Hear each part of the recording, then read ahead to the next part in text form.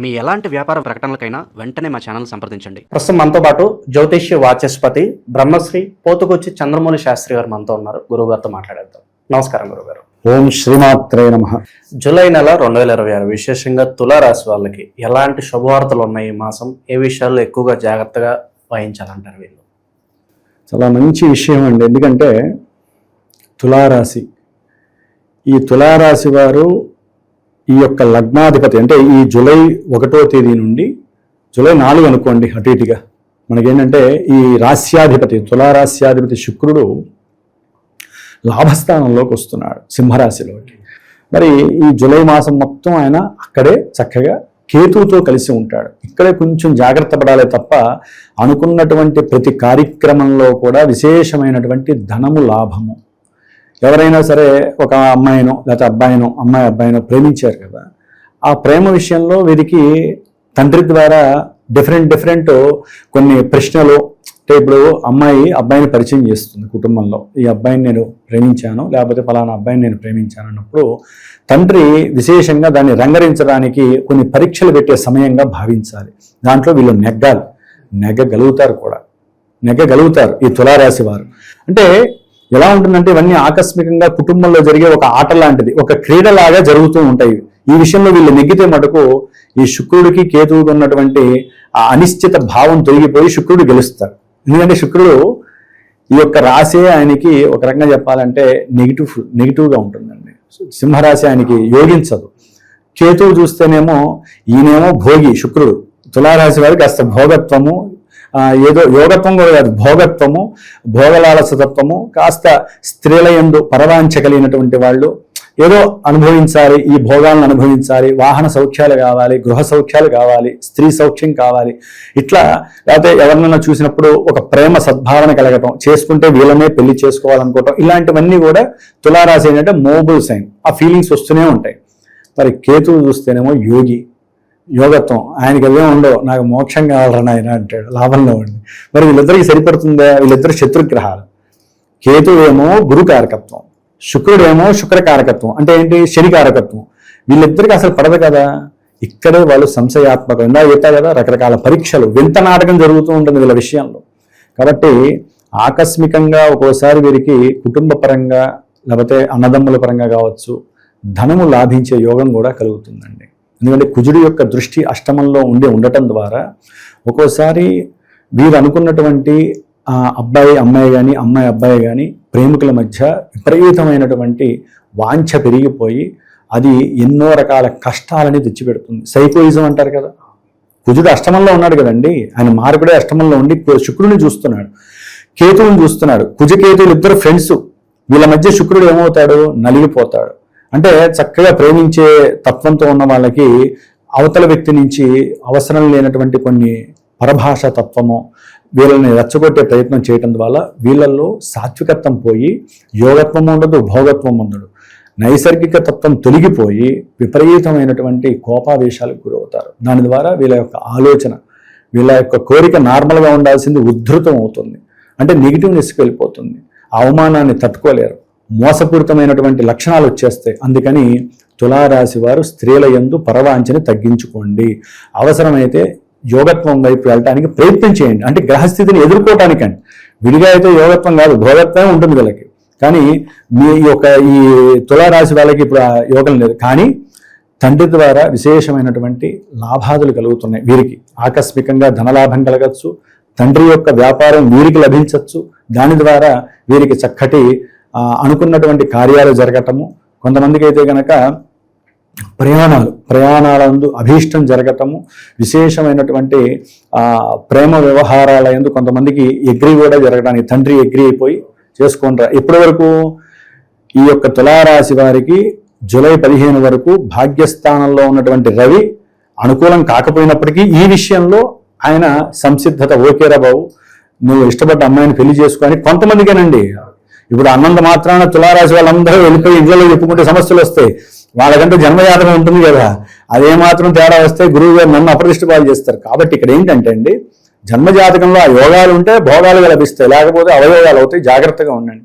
కాబట్టి ఇంకొకటి ఏంటంటే ఇప్పుడున్నటువంటి జూలై మాసంలో ఈ రవి మహానుభావుడు మరి ఈయన లాభాధిపతివే అక్కడ ఉన్నాడు కాబట్టి తండ్రి చేసేటటువంటి బిజినెస్ వీరికి చాలా ఆమోదయోగంగా ఇదేదో బాగుండేట్టుగా ఉంది అనే ఆలోచన కలగటము, తండ్రి ద్వారా విశేషమైనటువంటి ధనలాభార్జన సహాయ సహకారాలు అందటము, ఈ 15 లోపల కాస్త దూర ప్రాంతాలకి వ్యాపార నిమిత్తం కానీ లేకపోతే ఏదైనా దైవపరమైనటువంటి విషయాలకు కానివ్వండి వెళ్ళటము, ఇలాంటివన్నీ కూడా వీరికి 15 వరకు జరుగుతాయి. తర్వాత యోగిస్తోంది. 9వ స్థానంలో సూర్యుడు యోగించడు, కానీ రవి బుధులు ఇద్దరూ కూడా 7వ తారీఖు వరకు ఉంటారు. బుధుడు తర్వాత 10లోకి వస్తాడు కాబట్టి ఒక రకంగా చెప్పాలంటే ఇక్కడ వీరికి ప్రయాణాలు ఎక్కువగా జరగడానికి, కొంతమంది విదేశీయాల ప్రయాణాలు కూడా చేస్తారు ఈ సమయంలో తులారాశి వారు. అంటే ఉద్యోగపరంగా కావచ్చు, లేకపోతే ఏదైనా ఒక వాంఛలు అంటారు కదా, అక్కడికి వెళ్ళి సుఖంగా ఇప్పుడే ఆ ఏరియాలో ఆ ప్రదేశంలో బాగుంటుందని ఎవరో చెప్తారు, వీళ్ళు పరిగెడతారు అక్కడికి వెళ్ళి ఏదో ఎంజాయ్మెంట్ చేద్దామని. కానీ తస్మాత్ జాగ్రత్త. ఎందుకని? కుజుడు అష్టమంలో ఉన్నాడు. సాధ్యమైనంత వరకు ప్రయాణాల్లో ఎన్నో అడ్డంకులు, ఇబ్బందులు, కొట్లాటలు, గొడవలు, పోలీసు వ్యవస్థ ద్వారా ఆర్థికంగా నష్టాలు, కొన్ని సమస్యలు సృష్టించడానికి ఈయన సిద్ధంగా ఉన్నాడు. జాగ్రత్త. ఎందుకంటే శుక్రుణ్ణి చూస్తున్నాడు, వాహనకారకుణ్ణి. మీరు ప్రయాణాలు అన్నీ అలా కలిసి వస్తాయి, మీరు అక్కడ కంట్రోల్ చేసుకోండి. ఇందా చెప్పిన విషయాలు, దూర ప్రయాణ విషయాల్లో కంట్రోల్ చేయండి. ఉద్యోగ సంబంధిత విషయాలలో కొంతమంది గవర్నమెంట్ జాబ్స్కి ఎగ్జామ్స్ రాసుంటారు. గవర్నమెంట్ జాబ్స్కి కొంతమంది ఇంటర్వ్యూకి వెళ్ళే వాళ్ళకి ఒక రకంగా చెప్పాలంటే కొంచెం ఆమోదయోగకరం అని చెప్పాలండి. ఎందుకంటే రవి గురులు ఇద్దరు కలిసి ఉంటారు. దీనివలన వీళ్ళకి కొంచెం కంఫర్ట్నెస్ అంటే సౌఖ్యకరమైనటువంటి అనుకూలతలు గవర్నమెంట్ జాబ్స్కి కలగడానికి ఈ తులారాశి వారికి అవకాశం ఉంది. అట్లాగే వీళ్ళకి పంచమంలో ఉన్నటువంటి రాహుగ్రహము ఆల్రెడీ ఆయన కొన్ని సంవత్సరాలు బట్టి ఉన్నాడు, కొన్ని నెలలు బట్టి ఉన్నాడు. ఆయన ఇంకా ఈ నెలల్లో అక్కడే ఉంటాడు కాబట్టి మీరు ఆలోచించే విధానంలో అబద్ధాలు కానీ, ఆలోచించే విధానంలో మోసపూరితమైనటువంటి అవతల వాళ్ళని ఏదో భ్రాంతి చేసేసి ఏదో మనం సంపాదిద్దాము అనుకుంటే మటుకు లేనిపోని ఇబ్బందులు మిగతా గ్రహాలు పెడితే కొంచెం జాగ్రత్త వహించండి. ఎందుకంటే రాహులో 5లో ఉన్నటువంటి రాహువు ఆలోచనని నశింపజేస్తాడు, డిఫరెంట్ వేకి తీసుకెళ్తాడు. ఆయన సొంత నక్షత్రంలో ఉంటాడు ఈ నెలల్లో. ఏం చేయాలంటే దుర్గాదేవిని ఎవరైతే ఆరాధిస్తారో వారికి ఈ ఆలోచనలన్నీ కూడా అలా నొక్కేసి అమ్మవారు అసలైన రాహు ఇంకేం చేయాలో అంతటి మంచి యోగత్వాన్ని కలుగజేసే పరిస్థితి తల్లిస్తుందండి దుర్గాదేవి. అందుకని తులారాశి వారు దుర్గాదేవిని ఎక్కువగా ఆరాధించండి, ఆవిడికి సంబంధించింది ఏదైనా సరే. ఇంకొకటి కుజగ్రహం అష్టమంలో ఉంది. ఆయనకి మాత్రం ఎట్టి పరిస్థితుల్లో తులారాశి వారు ఆయన స్తోత్రము ధరణీ గర్భ సంభూతం విద్యుత్కాంతి సమప్రభం కుమారం శక్తి హస్తం తం మంగళం ప్రణమామ్యహం. ఎందుకు చదువుతున్నానంటే అండి, రియల్ ఎస్టేట్ వ్యాపారస్తులు ముఖ్యంగా, అట్లాగే ధన సంబంధితంగా ఎవరన్నా ఉన్నా తల్లి తండ్రికి సంబంధించినటువంటి ఆస్తుల వ్యవహారాల్లో వీళ్ళు చాలా దూరంగా ఉన్న వాళ్ళు ఇంకా దూరం అయ్యేటటువంటి, ఒకళ్ళ మీద ఒకరికి పగ పెరిగిపోయి ఆర్థికంగా ఒకళ్ళ నష్టాన్ని ఒకళ్ళు కోరుకునే పరిస్థితులు, అన్నదమ్ముల మధ్య విభేదాలు, కోర్టు సంబంధిత ఇష్యూస్, కొంతమందికి రక్షణ ఇంతవరకు ఎప్పటికీ కూడా పోలీస్ స్టేషన్లో అడుగుపెట్టిన వాళ్ళు అనుకోకుండా వెళ్ళి పోలీస్ స్టేషన్కి వెళ్లాల్సి వస్తుంది. దేనికి? ధన సంబంధిత ఇష్యూస్, బంధువులతో లేనిపోని వాగ్వాదాలు చేయటము, వీళ్ళు బంధువులతో గొడవలు పడటము, ఇలా ఎన్నో రకాలైన సమస్యలతో కుజుడు మిమ్మల్ని క్షోభత్వానికి గురి చేస్తున్నాడు. కాబట్టి కుజుడికి జపం చేసి, కుజుడికి అర్చన చేసుకొని, కుజ స్తోత్రాన్ని చదువుకొని, సుబ్రహ్మణ్య ఆరాధన మస్ట్ అండ్ షుడ్ అండి. వీళ్ళకి